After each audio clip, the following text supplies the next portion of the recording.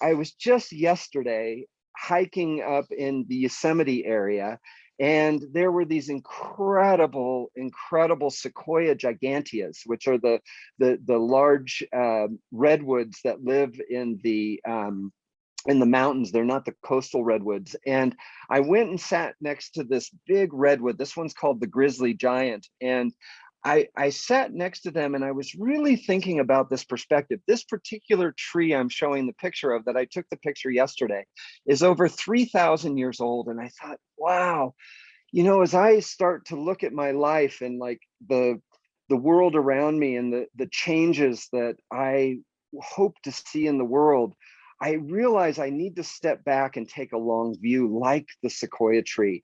I mean, think about what this tree has seen in 3,000 years.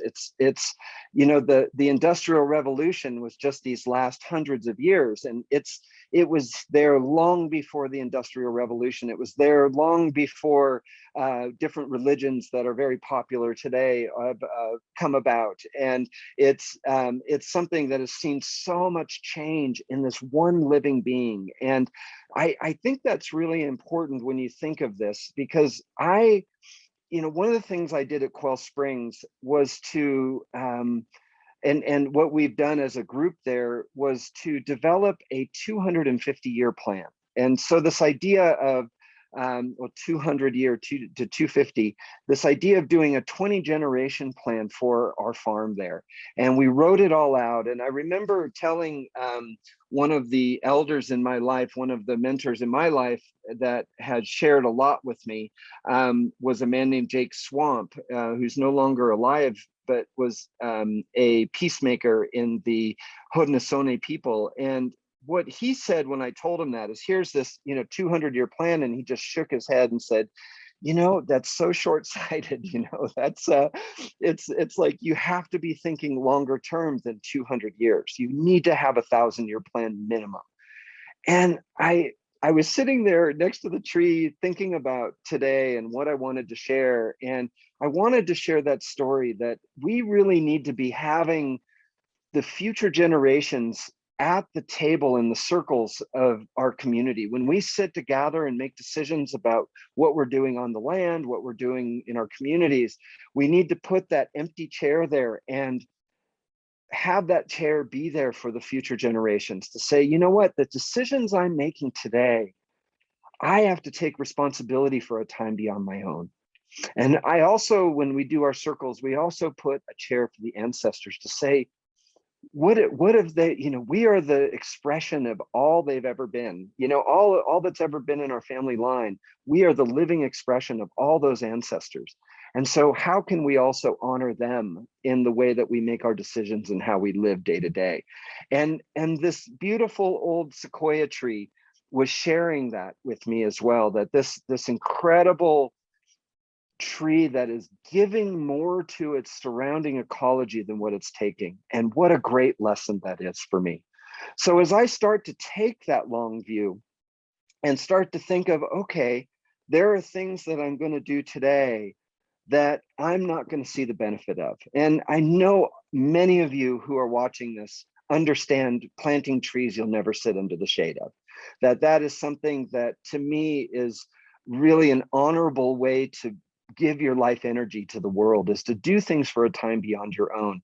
And we were just in a discussion with Judith Schwartz and with Rob and Ben and myself. We just did a panel and we talked a lot about like, what does the future hold? Like, is this, can we keep going in the way that we're doing? And we're all like, no, we can't keep going. And we're like, we use more calories of energy to produce our food than the food calories they give us. We can't continue doing that. And so it's an important part of looking ahead and saying, well, then how do we make changes? How do we really get a global shift to happen?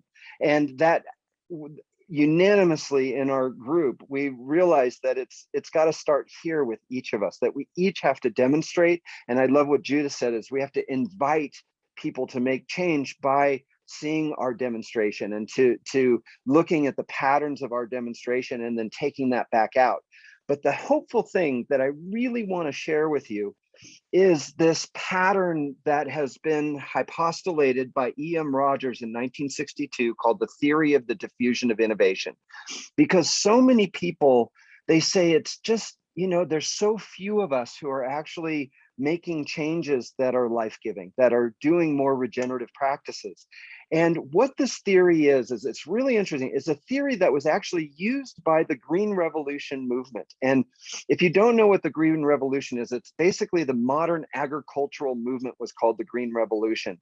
And it's the toxifying, basically using chemicals from the end of World War II to then put that into the environment, do high production of singular crops using a lot of mechanization and actually creating a lot of debt opportunity for the farming communities. And actually it's broken up a lot of the farming communities that are out there and dispersed people from having many small farms that were highly biodiverse into these monocrop farms that are destroying the soil biology.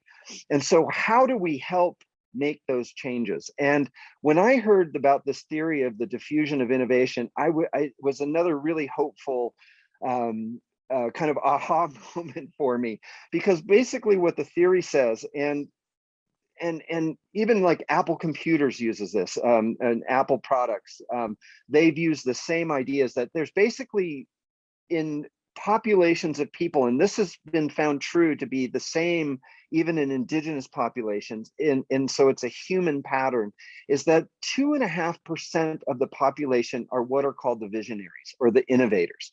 They are the people who see a pattern before it converges. They are the ones that, good entrepreneurs are really good at this. They see a pattern and how it's converging in a future point, and then they make a product or they make some type of innovation that meets that convergence. And they are those innovators that see things before things happen. So I think there's a lot of you who are listening to this who are in that innovation place or in that visionary place. But what this theory says is that basically the first early adopters, and it's anywhere from 9 to 13.5% of the population will be early adopters of those innovations. And that is a really important thing to look at, is who are the early adopters?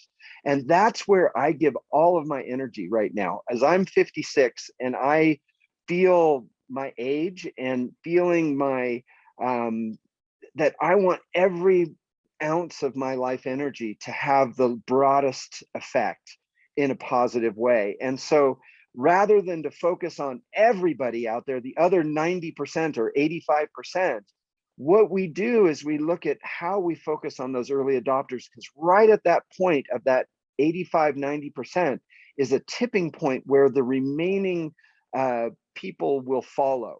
The remaining 90% will adopt the innovation over this bell curve that has been shown over and over again. So Apple Computers did the same thing. They didn't come in and do market surveys and find what people wanted. They invented things and innovated new ideas that then they marketed to who they identified as early adopters. So that's what I'm proposing here for us as permaculturists, is who are the early adopters to take on these innovations that are actually ancient, but these innovations that are, that are also working with good science and good appropriate technologies, but that also draw from nature's incredible laboratory that's proven herself for 3.5 billion years or more. And so that to me is really hopeful. We don't need to reach 100% of the people with our demonstration of what we are doing in our life that's more regenerative. We just need to focus on that first 15%. And I think that's really exciting.